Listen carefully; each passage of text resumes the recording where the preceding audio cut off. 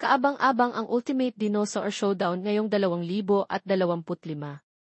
Opisyal ng bahagi ng Jurassic franchise sina Scarlett Johansson at Jonathan Bailey, kasama si Mahershala Ali, base sa inilabas na adrenaline-filled trailer ng Jurassic World Rebirth. Sa pasilip, ipinakilala si Scarlett bilang Zora Bennett, ang matapang na kapitan ng barko. 5 taon matapos ang Jurassic World Dominion, ipinapakita ng pelikula ang high-stakes survival ng mga bida matapos silang ma-stranded sa isang isla na literal na naging Dino Paradise pero Terror Edition. Ang problema, hindi lang simpleng dinosaur spotting ang mission nila, may mga higanting prehistoric monsters na sobrang delikado para ilagay sa Jurassic Park. Sabi nga, Loomis, these dinosaurs were too dangerous for the original park. The worst of the worst were left here. Survival is a long shot. Tumindi pa ng tensyon nang magkita ang grupo at ang isang pamilya na na-stranded matapos tumaob ang kanilang bangka dahil sa isang aquatic dinosaur attack. This action-packed new chapter sees an extraction team race to the most dangerous place on Earth,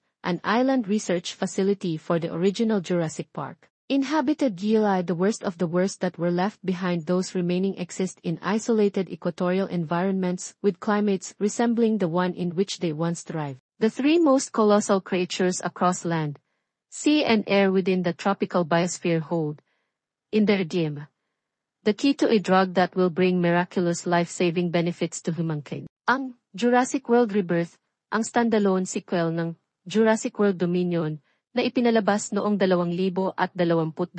Ang bagong pelikula ay mapapanood sa mga lokal na sinehan sa July 2.